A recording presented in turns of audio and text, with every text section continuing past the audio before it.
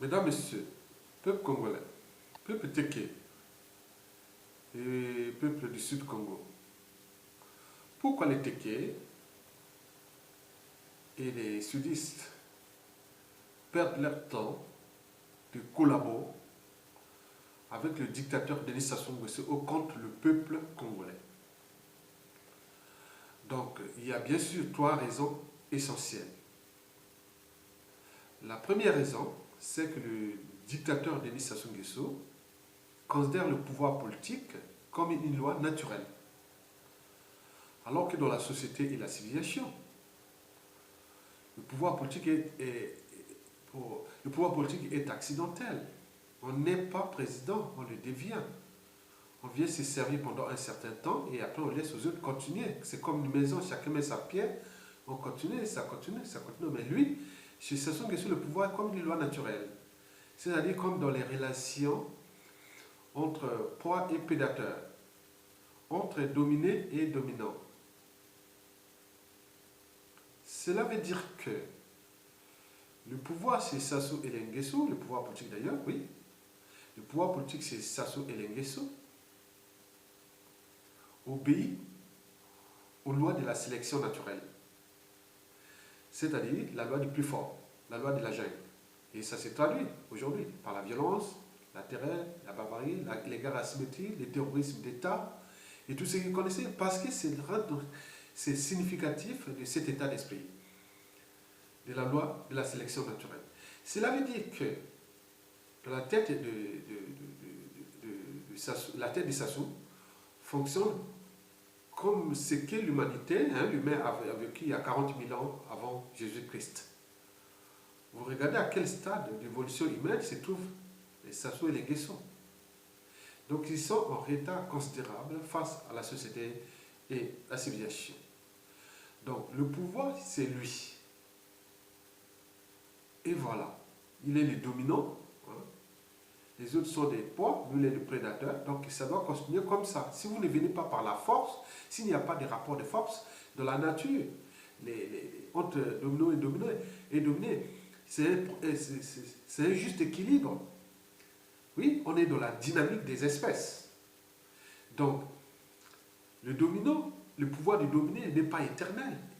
Et aussi, le dominé, vice-versa. Donc, on doit se battre pour prendre la place du dominant. Donc, nous sommes dans cette signification-là, de la loi du plus fort. Donc, ceux qui pensent que Sassou va laisser le pouvoir comme ça, que dalle, rien du tout. Parce que pour lui, le pouvoir est une loi naturelle. Donc, vous savez que le peuple a tout essayé au niveau politique. Que dalle. Mais parce que il faut un rapport de force avec Sassou. Et à ce moment-là, vous pouvez conquérir le pouvoir. Ce n'est pas en allant collaborer avec quelqu'un qui, dans sa tête, le pouvoir est une loi naturelle.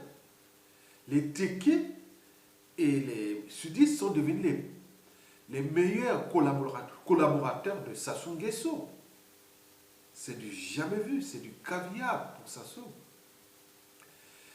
À chaque fois que Sassou est en difficulté, il a utilisé les Téké. Les Téké, c'est comme vous voyez, les Téké, il y a des Téké qui, quand ils sont au nord, avant les finis, donc c'est considéré comme des sudistes. Quand ils sont au nord après la Léfini, c'est considéré comme des nordistes. Et ça, c'est du caviar pour le dictateur Denis Sassou Nguesso. Eh bien oui. Les Téké au Congo, face à la tyrannie de Sassou Nguesso, c'est comme des solutions tampons. Vous savez qu'ils comptent dans le sang. Quand vous mangez de la viande, l'alimentation carnée a tendance à baisser le pH du sang. C'est-à-dire, le pH du sang a tendance à devenir acide. A l'inverse, quand vous mangez l'alimentation végétarienne, et vous voyez que le pH du sang a tendance à augmenter. Donc, milieu basique. Mais il s'avère que pour garder l'équilibre sanguin, on en a besoin, sinon on peut perturber au niveau de la tension artérielle et tout ce que vous connaissez de la respiration et tout ça. Donc il faut tout simplement équilibrer le son pour que le son reste à un pH de 7. Et c'est ça le rôle des bicarbonates. Les bicarbonates, hein, on les trouve dans l'eau. Vous voyez l'eau, la composition minérale de l'eau, il y a les bicarbonates, et aussi dans l'alimentation. Ce qui joue, c'est juste l'équilibre là pour que le pH reste dans l'équilibre autour de 7, et c'est ça qu'on appelle l'homéostasie. Et c'est très important pour non seulement notre santé, mais aussi pour la respiration. Vous voyez? Donc vous voyez comment les félins respirent vraiment, ils respirent très mal parce que ça dégage beaucoup de gaz carbonique au niveau de cette homéostasie. Bon, mesdames, messieurs, oui, les tékés, bon, les tékés pour Sassou Nguesso, c'est du caviar. Donc les meilleurs collabos de Sassou sont des tékés. Sassou les a toujours utilisés d'un côté contre les nordistes et de l'autre côté contre aussi les sudistes. Et vous avez vu, depuis que Sassou est Sassou, depuis Sassou Nguesso 1 et 2 et 3 aujourd'hui, toujours les tékés au cœur de l'enjeu. Depuis Marine Ngouabi, hein, l'accession de Sassou Nguesso au pouvoir depuis Marine Ngouabi, jusqu'à nos jours, il y a toujours des tékés. Parce que, je vous informe, hein, c'est une information capitale, parce que dans la conscience, dans la cuvette, hein, on dit que les tékés sont d'une docilité sans borne. C'est des gens qu'il ne faut pas faire confiance, mais on peut toujours se servir d'eux. C'est ça qu'on nous dit dans la conscience au niveau de la région de la cuvette, notamment au niveau des Boshi, Kouyou et Makwa. Moi, je ne vous cache pas. Par exemple, chez nous, les Ngarés sont des métis, Makwa, tékés. Mais ils sont un peu à la périphérie de la ville de Makwa, mais bien sûr que j'ai vécu dans ce milieu avec eux, mais j'étais un peu étonné de voir que, bon, ben, je suis un Makwa de souche, mais je voyais qu'ils étaient toujours en complexe d'infériorité. Alors qu'on c'est eux-mêmes qui se font eux-mêmes. Moi, ça ne me disait rien. Donc l'éducation doit être là. Donc nous devons aller dans l'éducation. L'éducation, c'est important parce que l'inégalité entre cours social, culture, société et civilisation est basée tout justement dans les formations ou l'éducation qu'on donne à l'individu, ou plutôt dans celle qu'on lui refuse. Et donc là, sur cet état d'esprit, oui, elle doit couvrir aussi certaines valeurs qui sont des valeurs morales, c'est-à-dire des valeurs de liberté, de justice et de dignité. Mais quand les gens ne sont pas dignes, ils deviennent des collabos de Sassou, un régime qui ont été déclassé, déshumanisé et décivilisé tout un peu, mais il y a toujours des tékés qui jouent le rôle du tampon contre les sudistes et contre aussi les nordistes. Ça, on a vu partout. C'est le problème. Mesdames, messieurs, oui, la deuxième raison, bien entendu, que le dictateur Denis Sassou Nguesso, c'est vraiment un tribaliste. Ça, il est à 120% tribaliste. Sassou Nguesso est à 120% tribaliste. Eh oui. Parce que pour lui, le pouvoir doit rester d'abord dans le nord. Mais pas n'importe où. Dans la cuvette. Et pas n'importe où dans la cuvette. Chez les Mboshi. Et pas n'importe où chez les Mboshi. Dans le clan. Au Yo, au Bouya. Tchambicho et Dou et tout ça là. Voilà. À Lembe ou jusqu'à Tikapika là-bas. C'est qui là? Le reste qui est dans. Les autres sont des collaborateurs. Ils se servent bien sûr qu'il leur a donné quelques privilèges temporaires parce qu'ils se servent d'eux, après ils les neutralisent, ils les suivent. Sassou, c'est M. Ebola, donc ils se servent de l'eux, après ils les déclassent par la suite. Ça, c'est sûr et certain. C'est le recyclage de la collaboration, donc ils se servent de vous après, ils vous neutralisent. Et c'est sans fin. Et voilà. Parce que Sassou est à 120% tribaliste, il ne voudra pas qu'il y ait tékés. Il les déteste d'ailleurs, les tékés. Il les déteste, mais il se sert d'eux. Et le Sud, n'en parlons pas. Sassou vraiment est un anti-sudiste à 100%. Il n'aime pas le Sud. Les Larry Congo, même avec un acharnement au niveau de Larry Congo. Et en allant aussi vers les Nibolek et jusqu'à Ovili. Non, il les déteste. Mais les plus gros collaborateurs de Sassou Nguesso sont tout justement les tékés et les sudistes. C'est le paradoxe. Alors que là, au niveau géopolitique, on dit que le pouvoir est au nord. Mais alors que c'est toujours les Téké et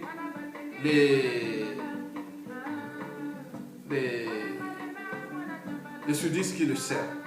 Vous avez par exemple pu voir, par exemple dans la cuvette, ça sous tribaliste parce que, regarde, Mokoko, si lui, quand il a divisé le pays, au nord c'est pour lui, le sud c'est pour ses collaborateurs, les pions.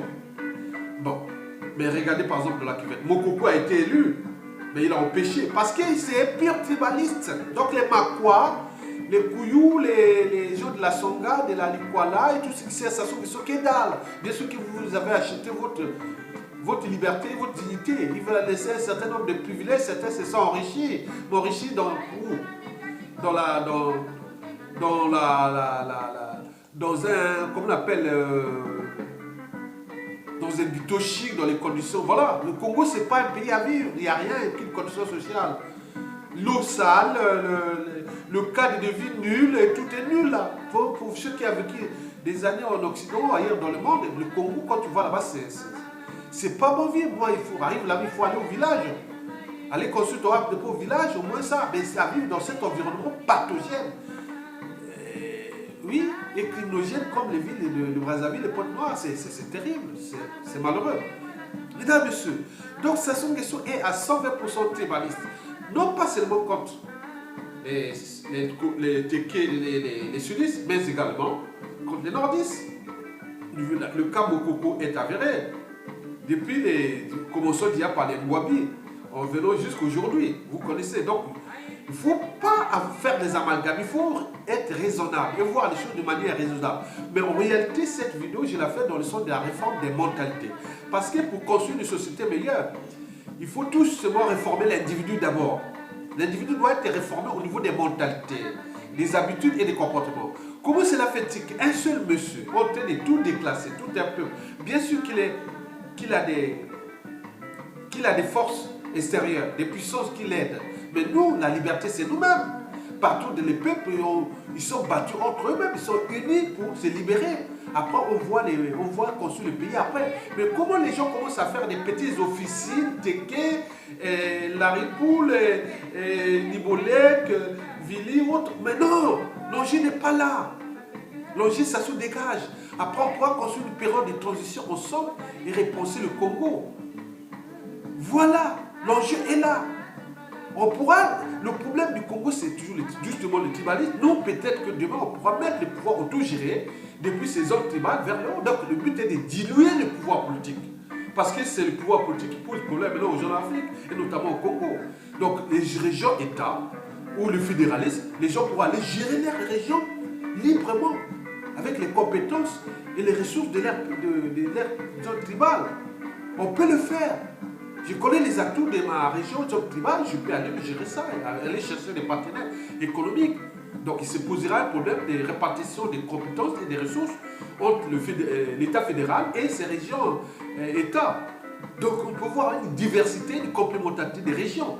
Et sans oublier que le problème du tribalisme sera relégué au dernier parce que le problème qui se pose du tribalisme et les tribalistes, c'est que tout le pouvoir est concentré à Brazzaville. Tout le monde veut avoir son président. Et c'est déjà un problème. Et on voit qu'on tourne en rond en servant les dictateurs parce que les dictateurs utilisent la force pour se maintenir. Parce que si tu as une tribu qui n'est pas majoritaire, qu'est-ce que tu vas faire?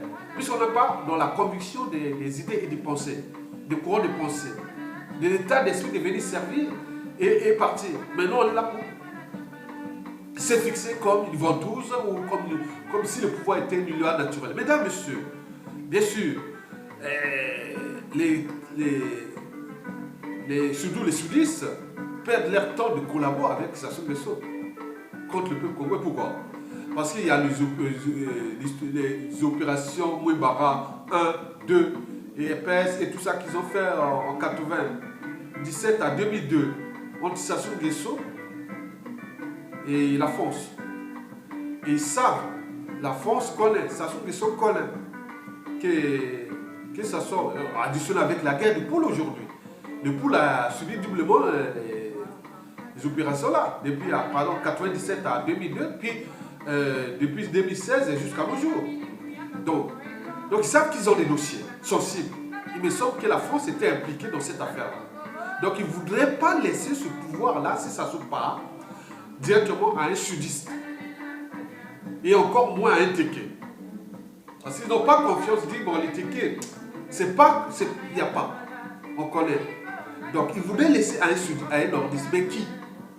Les Sassou qui commandent. Alors que, si nous étions un peuple libre, on aurait pu s'entendre ensemble et être libre et digne. Intelligent, structuré, organisé et courageux, on aurait pu mettre ensemble pour faire partie de ce monsieur. Parce que de toute façon, la problématique de Sassou Dégage, on ne sait pas comment cela va se terminer, soit dans le chaos ou de manière noble. Mais je pense que si c'est de manière noble, c'est la France qui aura choisi. Elle ne sera pas là parce que les opérations Mouébara 1, 2 et 3, ils ont des dossiers. Là-bas, la France connaît ça. Il y a des gens encore impliqués qui sont dans le milieu français. Et aussi dans le régime des Sassou. Il y a beaucoup de gens.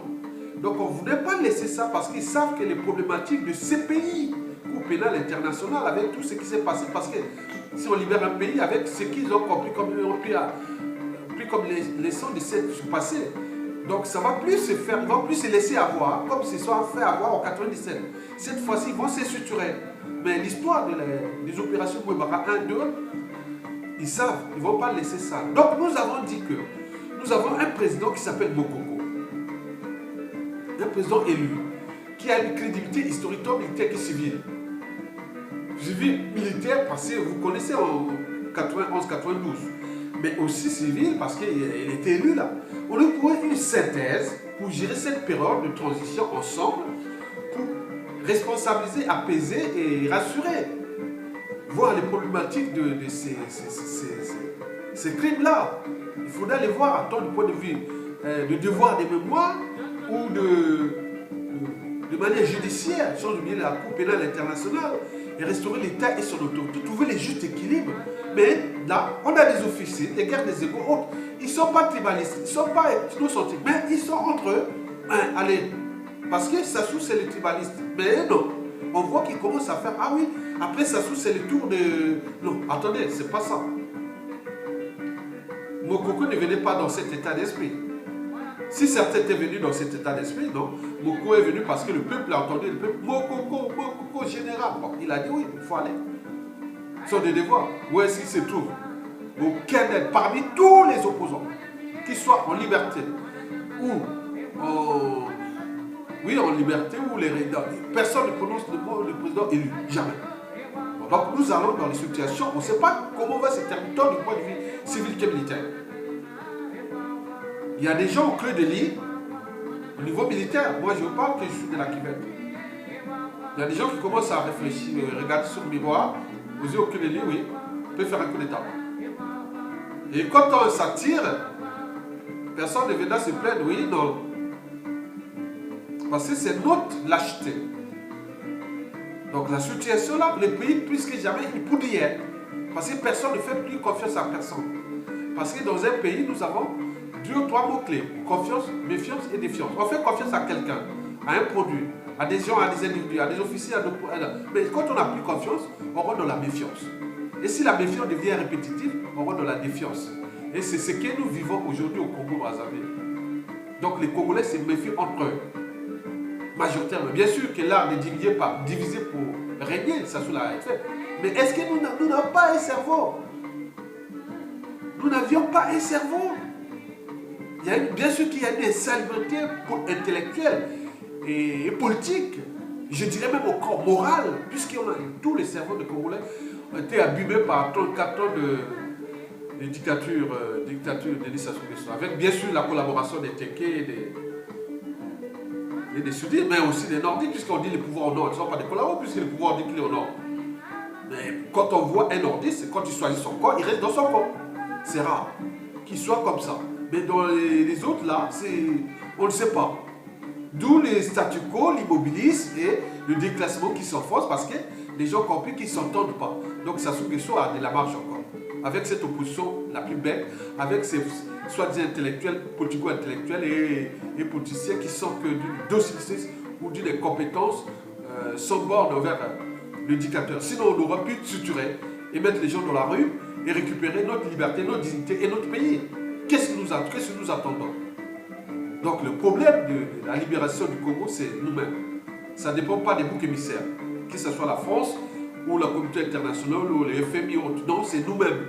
Si on continue à s'invectiver, et c'est fini. Sassou est là jusqu'à dictateur à vie. Et le pays, plus que jamais, est devenu une poudrière. Oui, devenu une poudrière. Et les Congolais déclassés, décivilisés et déshumanisés pour bien des années. Mesdames et messieurs, au détriment des générations actuelles et futures. Je vous remercie, peuple congolais, et à bientôt.